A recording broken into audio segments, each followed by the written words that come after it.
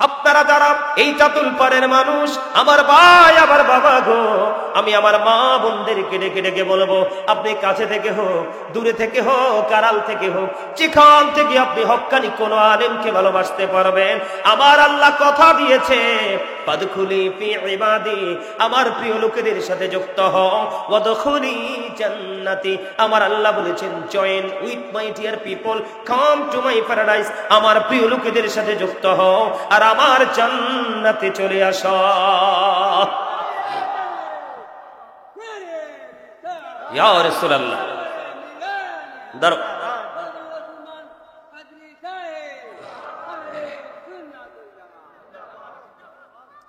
আপনি আপনার আল্লাহকে পাওয়ার রাস্তাটা কত ইজি বুঝতে পারছেন? জীবনে হক্কানি কোন আলেমকে ভালোবেসে যান, হক্কানি আল্লাহর কোন ওলিকে ভালোবেসে যান, আপনার জীবন বদলে যাবে। কথা দিয়েছে কে? আরে জোরে বলেন না কে? আমি আপনাদেরকে বুঝাই আপনারা কত সুন্দর করে আল্লাহ বানাইছে, আর আপনারা চরিত্রের কারণে কত কালো হইছেন। আল্লাহ বলতেছে আসমান জমিন চন্দ্র সূর্য সবকিছুর থেকে সুন্দর করে মানুষকে বানিয়েছে। শুধু এখানে এখান্ত নয়, বন্ধু সূরা ৩ থেকে বের হয়ে গেলাম সূরা ইনফিতরে, আমার আল্লাহ বলে দিয়েছেন ফি আই সূরাতিন মা শাআ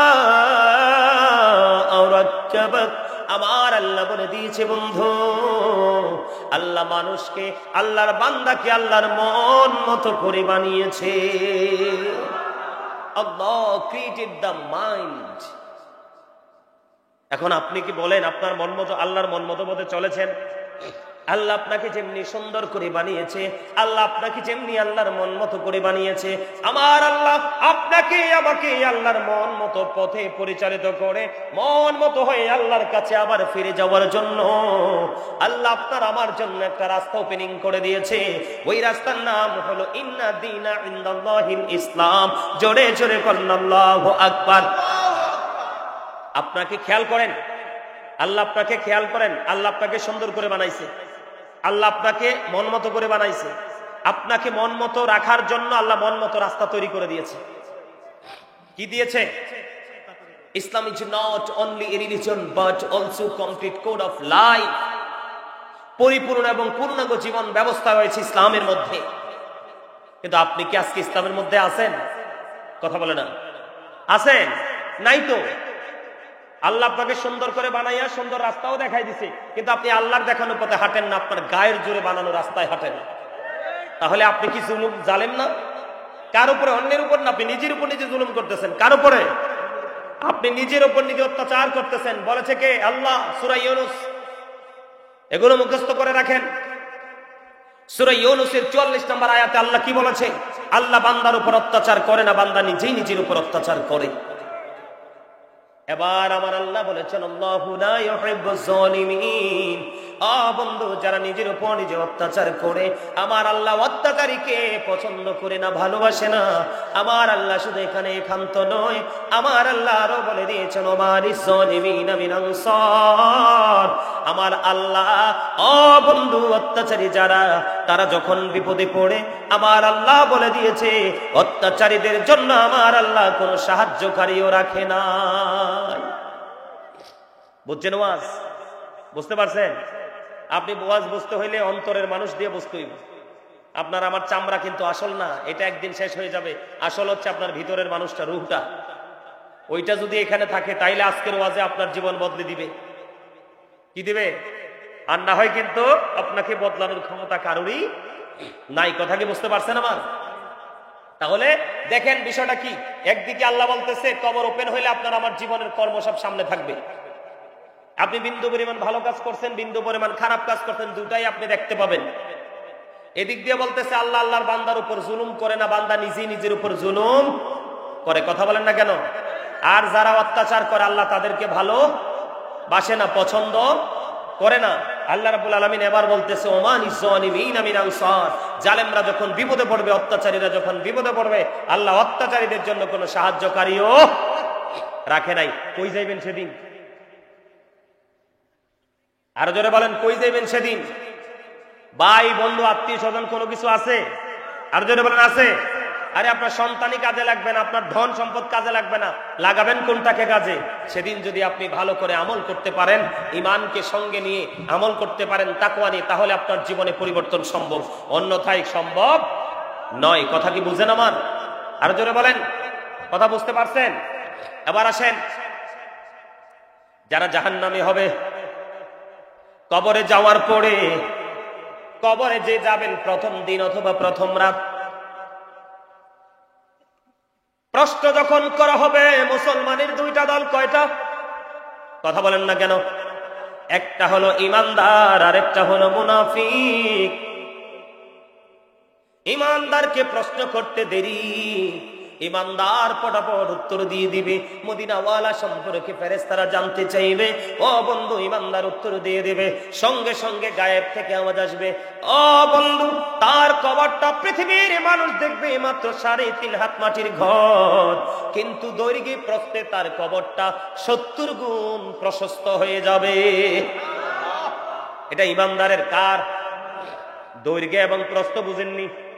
পাতারে এবং দিগালে, কথা বুঝতে পারছেন? একবার আঞ্চলিক ভাষায় বললাম, এমনি হয় একটা, এমনি হয় একটা।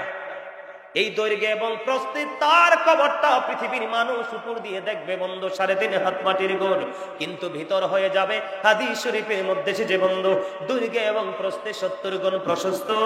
তখন ওই গায়েব থেকে আওয়াজ আসবে, তার কবরটাকে নূরের আলোয় আলোকিত করে দাও। তার কবরটা নূরে গুলজার হয়ে যাবে, জান্নাতের গালিচা তার কবরের মধ্যে বিছিয়ে দেওয়া হবে। এবং বন্ধু, সে তখন এই আনন্দ ঘন মুহূর্ত পাবে। ঈমানদার ডেকে ডেকে বলবে, ফেরেশতারা রে, আমাকে আবার পৃথিবীর বুকে ফিরে যেতে দাও। পগম ফেরেশতারা বলবে, না না না, আর পৃথিবীর বুকে তুমি ফিরে যেতে পারবে না। কেন গো, কেন গো? আমি আর ফিরে যেতে পারবো না। এই কারণে তুমি ফিরে যেতে পারবে না, মরার সুযোগ তোমার জীবনে একবার, আর একবার তুমি জিন্দা হবে ওই কিয়ামতের দিন, কাল হাসরের দিন। তুমি পরীক্ষায় উত্তীর্ণ হয়েছ, তুমি নতুন বরের মতো ঘুমিয়ে যাও। ওই পর্যন্ত তুমি ঘুমাবে, যেই পর্যন্ত না তোমার প্রিয়জন তোমাকে না ডাকবে। আর জোরে বলেন না সুবহানাল্লাহ, আর জোরে, আর জোরে। সুবহানাল্লাহ ওয়ালহামদুলিল্লাহ লা ইলাহা ইল্লাল্লাহ, সুবহানাল্লাহ ওয়ালহামদুলিল্লাহ লা ইলাহা লা ইলাহা। নবী আমার নূরের ফুতুল, জগত করলেন ও জালা। নবী আমার নূরের ফুতুল, জগত করলেন ও জালা। রোজ হাসরে করবেন তিনি উম্মতের ফায়সালা। সুবহানাল্লাহ ওয়ালহামদুলিল্লাহ সুবহানাল্লাহ ওয়ালহামদুলিল্লাহ লা ইলাহা ইল্লাল্লাহ লা ইলাহা লা ইলাহা ইল্লাল্লাহ। আরশি কুরসি লৌহ কলম সৃষ্টি জাহান ওসিলা। আরশি কুরসি লৌহ কলম সৃষ্টি জাহান ওসিলা। নিচে আল্লাহ খুশি হইয়া নাম রাখলেন হাবিবুল্লাহ। সুবহানাল্লাহ আলহামদুলিল্লাহ ইল্লাল্লাহ, সুবহানাল্লাহ আলহামদুলিল্লাহ লা ইলাহা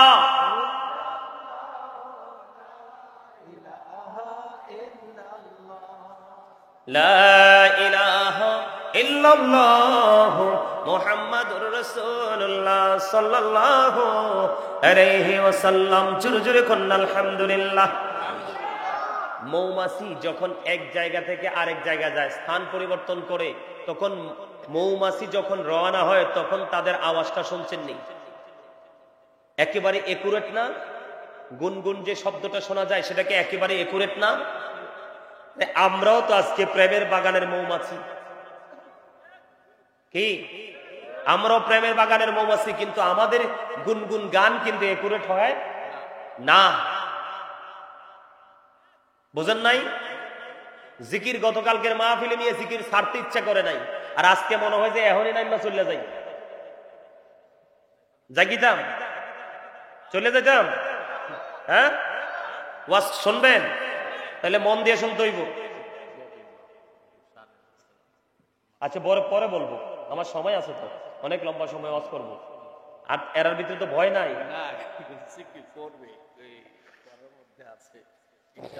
ওনার রিসালাত নিয়ে একটু আলোচনা শোনার ইচ্ছা আমি করব, সেটা পরে করব। তবে আগে আপনারা অ্যাক্টিভ হন। আপনারা অ্যাক্টিভ না হইলে তো আমি ওয়াজ কার কাছে করবো? আপনার যদি ব্রেইনে না ঢুকাইতে পারি তাহলে ওয়াজ করে তো লাভ নাই। কথা বলেন, ওয়াজ করে লাভ আছে? আমি তো আপনাদের টিচার, আপনারা সবাই আমার স্টুডেন্ট। কোন টিচার ওই স্টুডেন্টকে পড়াবে না যেটা উদাসীন, অমনোযোগী। কথা বোঝেন নাই? আর একটাও যদি হয় মনোযোগী, এটাকে পড়াইয়া মজা পাই টিচার। এটা তো একটা ক্লাস, আপনারা বুঝেন না কেন? এটা কোনো শুটিং স্পট নয়, এটা পরিদর্শন করার জায়গা নয়, এটা ফর্মালিটি মেনটেন করার জায়গা নয়, এটা তাকওয়ার জায়গা, প্রেমের জায়গা। এখান থেকে স্টুডেন্টরা দুইটা জিনিস শিখবে, একটা হলো তাকওয়া আর একটা হলো প্রেম। প্রেম নিয়ে আলোচনা পরে করব, আগে আমি আপনাদেরকে তাকওয়া সম্পর্কে বুঝাই। বুঝতে পারছেন? তাহলে কি হয়ে গেল? ইমানদারের কবর মরার পরে কি হয়ে গেল? জান্নাত হয়ে গেল। কি হয়ে গেল? কথা বলেন না, কি হয়ে গেল? জান্নাত হয়ে গেল। ভিতরটা দৈর্ঘ্যে প্রস্থে 70 গুণ প্রশস্ত হয়ে গেল। কারণ হাদিস শরীফের মধ্যে এসেছে, রাসূল বলেছেন, believers love the prophet, hypocrites don't love the prophet. আল্লাহ রাসূল বলেছেন, মুনাফিকরা আমার নবীকে ভালোবাসবে না, ইমানদাররা নবীকে ভালোবাসবে। ইমানদার কবরে গেলেই পরীক্ষায় পাস, কারণ আমার রাসূল বলেছে, আল কবরু রাওজাতুম মির রিয়াদিল জান্নাতি আও হুফরাতুম মিন হুফারিন নার। আমার রাসূল বলেছেন, কবরটা জান্নাতের একটা বাগান হবে, জাহান্নামের একটা গর্ত হবে। আমরা জান্নাতের বাগানের পরিচয় পেয়ে গেছি ইমানদারের জন্য। ঠিক কিনা বলেন? আর মুনাফিক যারা, মুনাফিকের জন্য হলো কবর জাহান্নাম।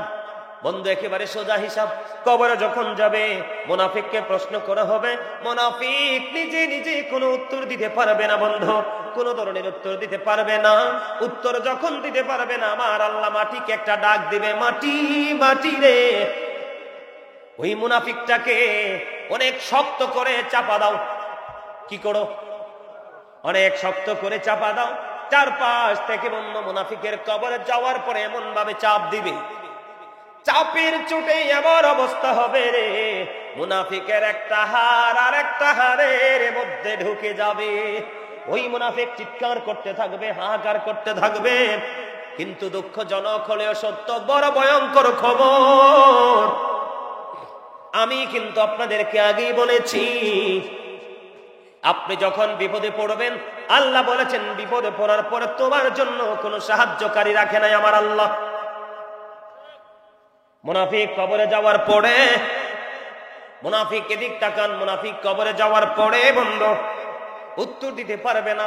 মাটি তাকে চাপ দিবে, একটা হাড় আর একটা হাড়ের মধ্যে ঢুকে যাবে, কান্নাকাটি করবে, চিৎকার করবে। কিন্তু মনে রাখবেন, আমার আল্লাহ বলেছেন, লা ইয়ামুতু, মরতে পারবে না। People will not die that day, সেদিন মানুষগুলো মরতে পারবে না। আবার আল্লাহ বলেছেন, ফিহা ওয়ালা ইয়াহইয়া, people will not be able to live that day, সেদিন মানুষ বাঁচতেও পারবে না। আবার আল্লাহ বলে দিয়েছেন, ওয়ামা হুমান হাবিগাইবিন, আমার আল্লাহ বলেছেন, people will not be able to escape that day, সেদিন মানুষগুলো সেখান থেকে পালাইতেও পারবে না। নাউজুবিল্লাহ বলবেন না? বাঁচারও সুযোগ নাই, মরারও, পালিয়ে যাওয়ারও। অথচ চাপের চোটে জিন্দা মানুষের একটা হাড় যদি আরেকটা হাড়ের মধ্যে ঢুকে, তার অবস্থা কেমন হইব? কথা বলেন না? ভয়ঙ্কর কিনা? এত ভয়ঙ্কর যেটা কল্পনাও করা যায় না। কিন্তু বাঁচারও সুযোগ নাই, মরারও সুযোগ নাই, পালিয়ে যাওয়ারও। খাবার কি খাওয়াবে জানেন? খাবার জানেন না? আযাব তো শুধু এক ধরনের না। জাহান্নামে যারা হবে, মুনাফিক যারা হবে, জাহান্নামীদের সবচেয়ে কম আযাব হলো আগুনের এক জোড়া জুতা। কি? আগুনের এক জোড়া জুতা। আগুন কিন্তু পৃথিবীর আগুনের মতো নয়। আল্লাহ 1000 বছর আগুনকে তাপ দিয়েছে, আগুনের রং হয়েছে লাল। আরো 1000 বছর তাপ দিয়েছে, আগুনের রং হয়েছে সাদা। আরো 1000 বছর তাপ দিয়েছে, আগুনের রং হয়েছে কালো। এই ভয়ঙ্কর আগুন এটা রেখেছে জাহান্নামীদের জন্য। সবচেয়ে বেশি কম আযাব কি? আগুনের এক জোড়া জুতা। গোস্তের পাতিল উতরায় যে দেখেন না বিয়ে বাড়িতে, টকবক টকবক শব্দ শোনা যায় না? কথা বলেন না কেন? মাথার মগজটাও ঠিক সেইভাবে টকবক টক করে উতরাতে থাকবে। আপনার কান্না সব ভারী হয়ে যাবে, কিন্তু সেদিন কোনো সাহায্যকারী পাবেন, কারণ জীবনে আলেমদেরকে ভালোবাসেন নাই, তাদের ওয়াজ মন দিয়ে শোনেন নাই। শুনছেন? আল্লাহ রাসূলকে চিনার চেষ্টা করেন নাই, শুধু পৃথিবী নিয়ে ঘুরেছেন, কিন্তু পৃথিবী তো শেষ করার আগে আপনাকে চলে যেতে হয়েছে। কি করতে হয়েছে? কথা কি বুঝতে পারছেন আমার? এবার আসেন, আপনাকে যখন হাসরের মাঠে তোলা হবে, এদিকে তাকান, পাপী লোকের অবস্থা সম্পর্কে অবগত করতে হবে।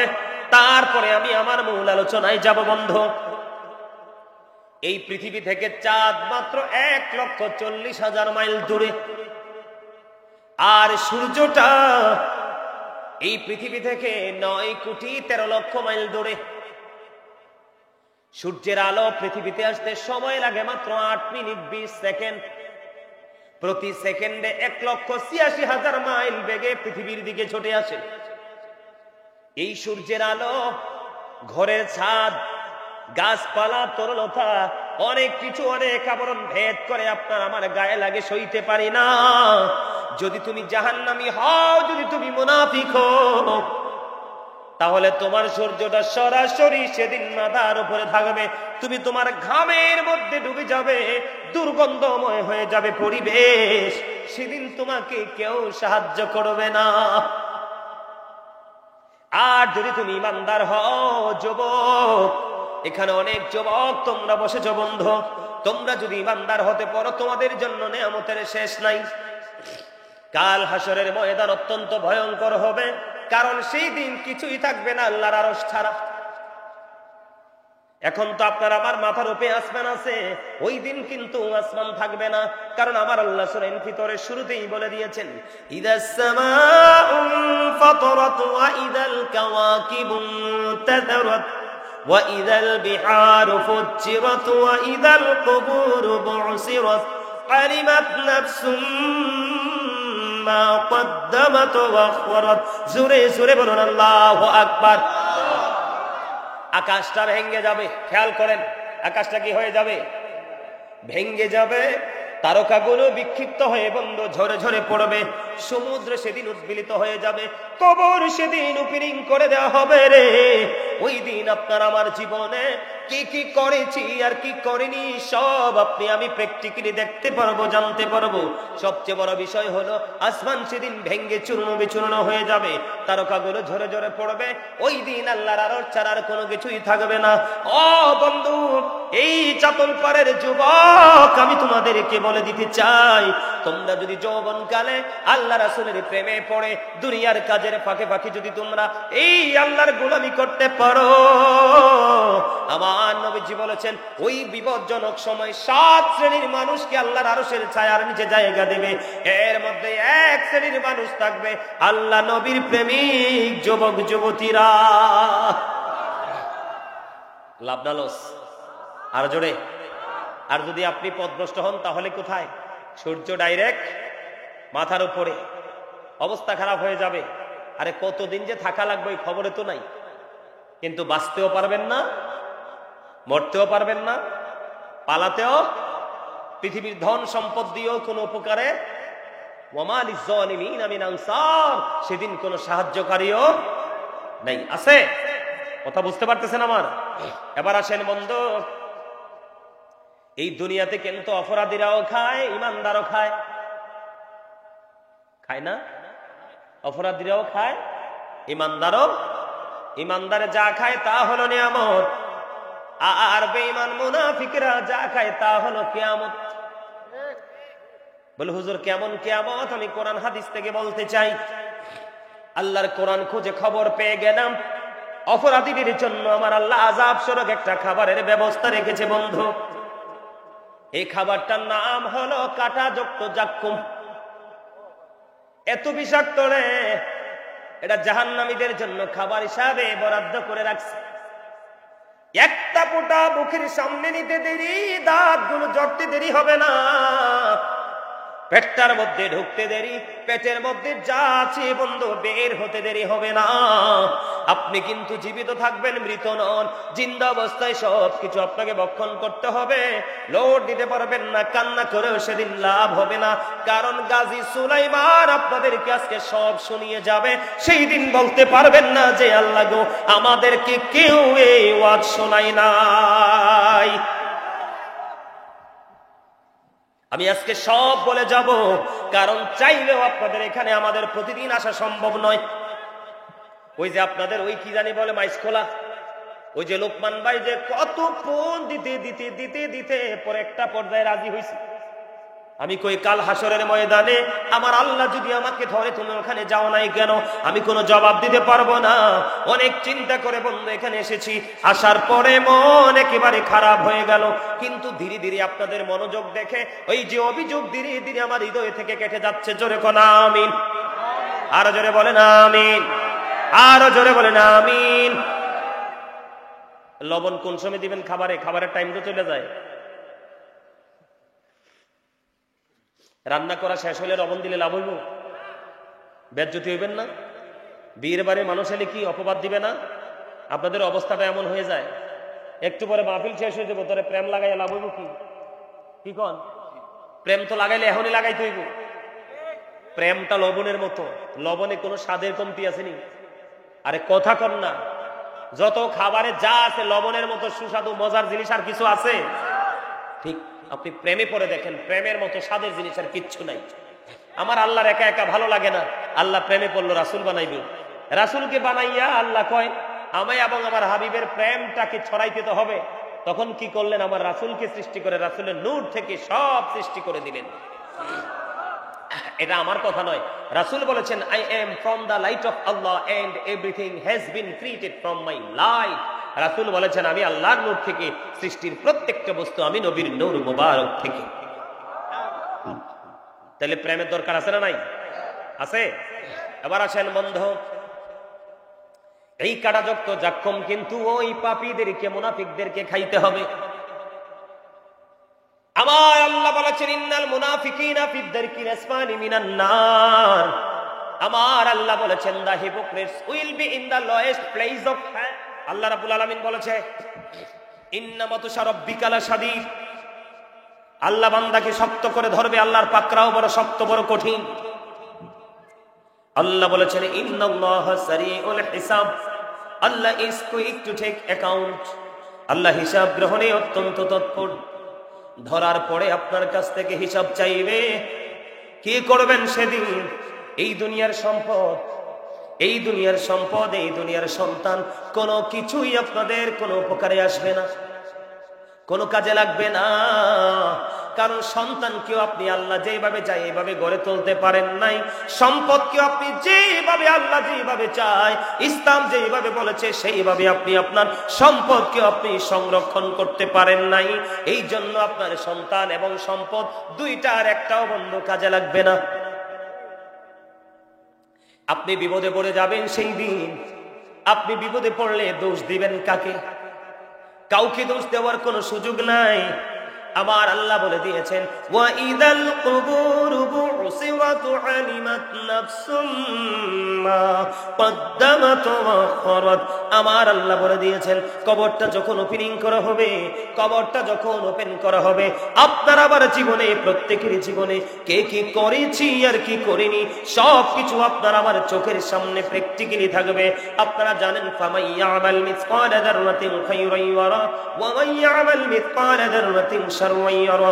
বিন্দু পরিমাণ ভালো কাজ, বিন্দু পরিমাণ মন্দ কাজ প্রত্যেকটা আপনার চোখের সামনে থাকবে বন্ধু, এড়িয়ে যাওয়ার কোনো সুযোগ নাই। আপনার সেই দিন অটো সবকিছু রেডি হয়ে যাবে, কারণ আপনার দুই কাঁধে দুইটা ফেরেশতা আছে না নাই? আরো জোরে বলেন, আরো জোরে বলেন। কেরামান কাতিবিন কাঁদি বসিয়া সকল কর্ম লিখিতেছে হুকুমনিয়া আল্লাহর হুকুমনিয়া 40 কদম হাঁটিয়া আসবে রে সজন মুনকার নাকির হাজির হইবে রে তখন। ঠিক কিনা বলেন? এই বাস্তব কথা কিনা? আমি আপনাদেরকে বলি, কবর আপনার চোখের সামনে ওপেনিং হয়ে যাবে। আপনার জীবনে কি করেছেন আর কি করেননি প্র্যাকটিক্যালি আপনি দেখতে পাবেন। কাউকে আপনি দোষ দিতে পারবেন না। এই গেল একটা বিষয়। আর একটা বড় বিষয় হলো বন্ধু, আমার আল্লাহ কোরআন শরীফের সূরা ইউনূসের 44 নম্বর আয়াতে আমার আল্লাহ বলে দিয়েছেন, ইন্নাল্লাহা লা ইয়াযলিমুন নাসা শাইআন ওয়ালাকিন্নান নাসা আনফুসাহুম ইয়াযলিমুন।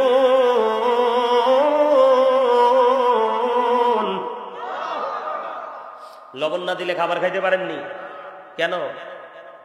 মজা লাগে না? দাদা কিছু মজা লাগে না? ঠিক আপনাদের সুবহানাল্লাহ এরকম লবণ ছাড়া হইছে, মজা হয় নাই।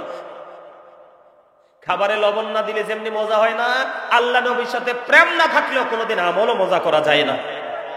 আরে ঠিকটা আরো মজা করে বলেন না, আরে আরো জোরে বলেন, আরো জোরে। সামনে আসেন, সবাই সামনে আসেন, পিছন খালি থাক। ওয়াজ শুনবেন নি? শুনলে সামনে আসেন। আর বলে শুধু শুনবো না, তাইলে বাড়ি চলে যান, যান। আর যদি শুনবেন সবাই সামনে আসেন, একবারে আমার সামনে মৌমাছির মতো জাগ বেঁধে বসুন। আপনারা যে বসাটা বসছেন এটাও জান্নাতের বাগানে বসার কোনো সিস্টেম না। সবাই আসেন। আর এই সুযোগে যারা বাড়ি যাওয়ার চলে যান।